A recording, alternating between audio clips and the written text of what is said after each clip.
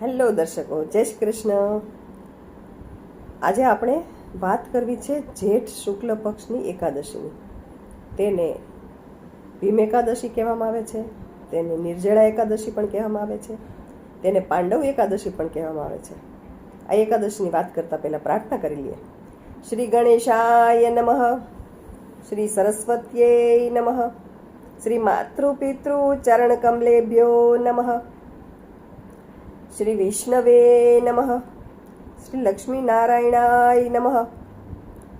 દર્શકો, વિષ્ણુ ભગવાન એકાદશી તો વિષ્ણુ ભગવાનની પ્રિય છે. આપણે દરેક એકાદશીમાં જાણીએ છીએ તે રીતે. તો વિષ્ણુ ભગવાનનો આપણે મંગલાચરણ કરી લઈએ, પ્રાર્થના કરી લઈએ. મંગલમ ભગવાન વિષ્ણુ, મંગલમ ગરુડધ્વજ, મંગલમ પુંડરીકાક્ષ, મંગલાય તનો હરિ. ઓમ વિષ્ણવે નમઃ, ઓમ વિષ્ણવે નમઃ, ઓમ વિષ્ણવે નમઃ. દર્શકો, શુક્લ પક્ષની જેઠ મહિનાની એકાદશીને ભીમ એકાદશી કહેવાય છે. નામ ઉપરથી આપણને ખ્યાલ આવી જાય કે આ ભીમ સાથે જોડાયેલી કોઈ વાત છે આમાં. તો એની આપણે વાત કરીએ તો એમાં એવું છે કે ભીમના પેટમાં વૃક નામનો એક અગ્નિ છે. એના કારણે એનું એક નામ વૃકોદર પણ છે, આપણે જાણીએ છીએ. તો ભીમ ક્યારેય ભૂખ્યો રહી જ શકે નહીં. એટલે એને હંમેશા અફસોસ થાય કે હું ભૂખ્યો નથી રહી શકતો અને મારા બધા ભાઈઓ એકાદશીનું વ્રત કરે છે અને કેટલું બધું પુણ્ય અર્જિત કરે છે, અને મારાથી તો કોઈ પુણ્ય થતું નથી કારણ કે હું એકાદશી કરી શકતો નથી. આવું એને કાયમ અફસોસ રહે. એટલે એક દિવસ એ ભગવાન વેદવ્યાસ પાસે ગયો. ભગવાન વેદવ્યાસને કહ્યું કે પ્રભુ, હું એક જ શું આવો જ રહી જઈશ, અધમ રહી જઈશ, અજ્ઞાની રહી જઈશ, પુણ્ય વગરનો રહી જઈશ? મારા બધા ભાઈઓ દરેક એકાદશી કરે છે, વ્યવસ્થિત રીતે જાગરણ કરે છે, અને હું જ નથી કરી શકતો. તમે કંઈક ઉપાય બતાવો ને કે હું પણ કરી શકું.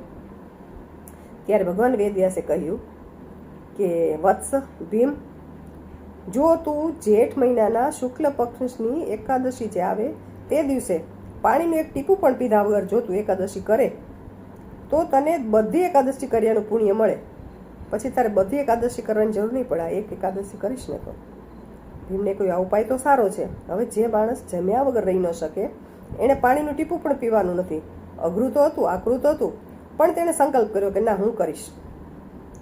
આપણે બાળપણમાં કર્ણોપકર્ણ એક વાત સાંભળી છે કે ભીમે એક એકાદશીનું વ્રત કર્યું અને પછી એને કંઈ ભૂખની ને તરસની ને અનુભૂતિ ન થાય એટલા માટે તે ગામની નદીમાં જઈને સૂઈ ગયો આડો, અને એના લીધે નદીનું પાણી અટકી ગયું અને વેણ બદલાઈ ગયું ને ગામમાં પાણી જવા લાગ્યું ને. આવો આપણે વાર્તા સાંભળેલી છે. એ કદાચ લોકવાયકા પણ હોઈ શકે, સત્ય ખબર નથી એમ.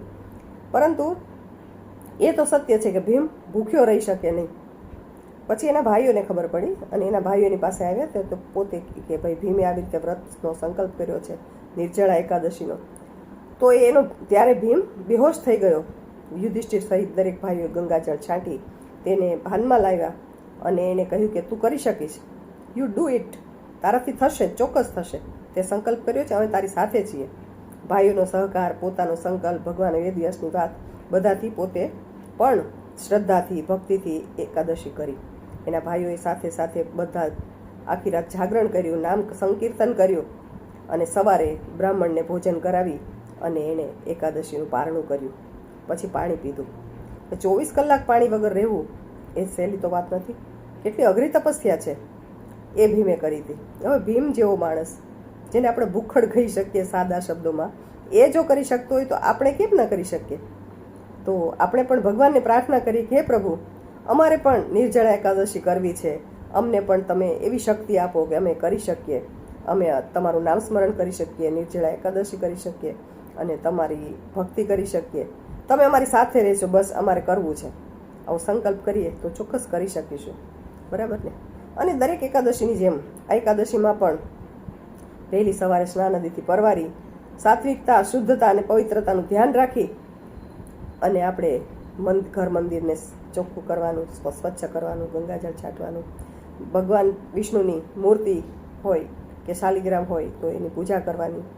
તુલસી દળ આગલે દિવસે ચૂંટી લેવાનું અને શાલિગ્રામ હોય તો તુલસી ચડાવવાનું, અને ચંદનનો લેપ કરવાનો, પીળા પુષ્પો ચડાવવા, પીળો ભોગ ધરાવવો.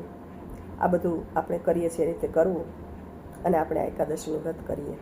આખો દિવસ ઓમ નમો ભગવતે વાસુદેવાય અથવા શ્રી કૃષ્ણ શરણમ મમ કે પછી વિષ્ણુ સહસ્ત્રનામ પાઠ, દરેક વસ્તુ જેટલી થાય તેટલી કરવી.